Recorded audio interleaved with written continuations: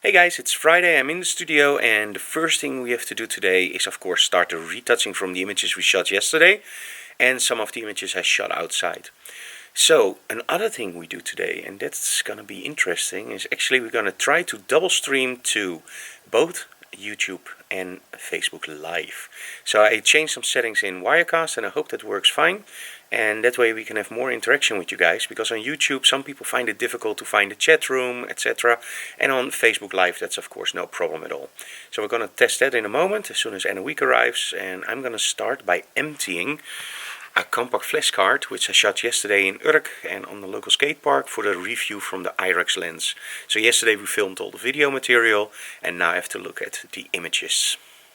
Okay, we just finished our live broadcast on YouTube Live and Facebook Live at the same time. So that was a first for us, and in all honesty it went flawlessly. We had some problems when I switched to my iPhone that we didn't have any audio, but that was my own fault because you have to assign an audio source, of course.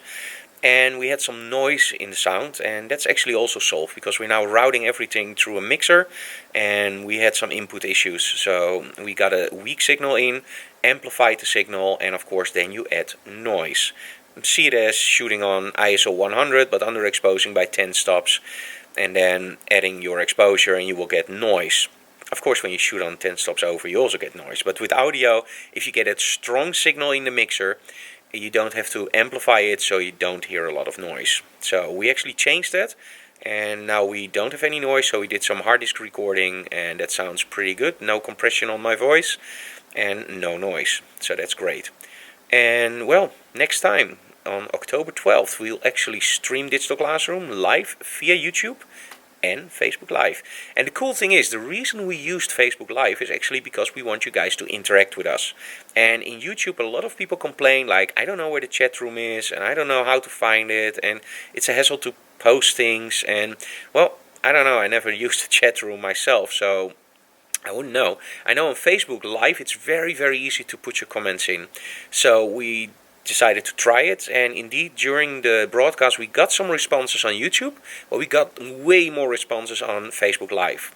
So for now on we're going to stream on both channels. Also, because we are setting stuff up for a more permanent solution, is actually there's a big chance that we do more broadcasts during the week or during the month. We still have to work that out. So first thing of today, successful. Now let's start some retouching. Okay, I'm done retouching the images from the IREX lens, and these are actually from the skate park. Now overall the images are pretty good, but look at this. This is on 6.3, this is on 2.5, so there is some vignetting on the lens, but overall I think they're pretty good.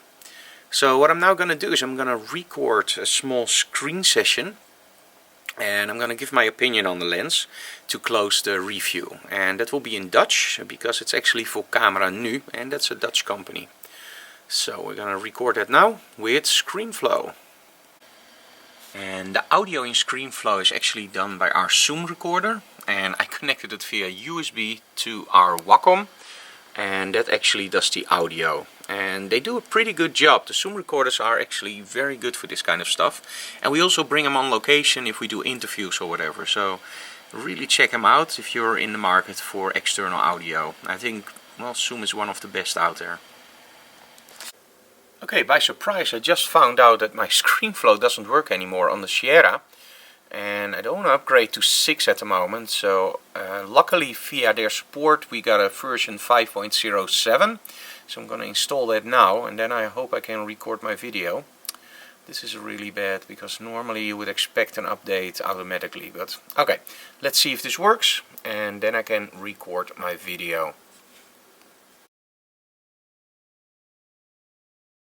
Okay, let's take a look at the final images from the series we did with all the instructional videos yesterday. The first is actually shot with the Canon 5DS and the IXS lens, so a real wide angle shot. And this is of course Nadine posing and using the wide angle to really enhance the legs and the small space. This was shot with the Lume-Cube and the A7R II. I tried to go for the really old-fashioned horror look. Same setup, Lume-Cube with the A7R II, and this is actually more like a vintage look. Love movies. As you can see, some lighting is really inspired by the movies. This is some backlighting with the Lume Cube. And believe it or not, this is actually shot with the iPhone. So we use side lighting with the iPhone and the Lume Cubes. And as you can see, that works really well. And the final shot is a cool one, I think, because this one actually uses the optical trigger of the Lume Cube. So this side of her face is actually lit by a strip light, an Elinchrom ELC, with grid, so you get a really narrow beam of light. And the optical trigger inside the Lume Cube is activated, so as soon as as soon as the strobe fires, it actually also fires the Lume Cube. And you can set the speed of the Lume Cube. So in this case we set it on 1/60th of a second, and also use my shutter speed on 1/60th of a second to make sure that that light really captures inside the frame. You can of course use 1/25th, but because the Lume Cube is of course continuous lighting, on 1/25th you will get one stop less of light from the Lume Cube. So that's why we use 1/60. If you want more light from your Lume Cube, you very simply set the speed of your Lume Cube to 1/30th of a second, and you also shoot on 1/30th of a second. The aperture is controlled by your strobe, and the shutter speed actually controls the amount of ambient light. But in this case I really love this balance. So that's the retouching for today. And now we have some other chores to do, which are not that interesting, so we're not going to show you that in this video.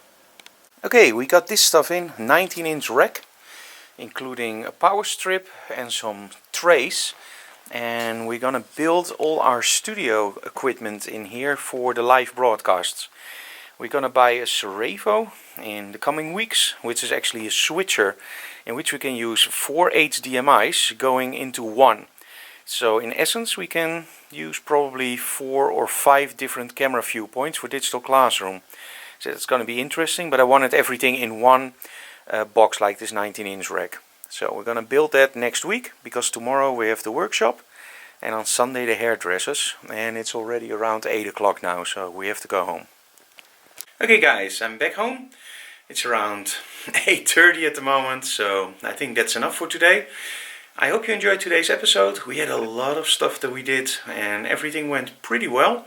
And tomorrow again, join us for our workshop at Camera Express. And well, see you tomorrow. Have a nice evening wherever you are. We're going to edit this later tonight and upload it of course to YouTube. Thank you so very much for watching guys, and see you again tomorrow.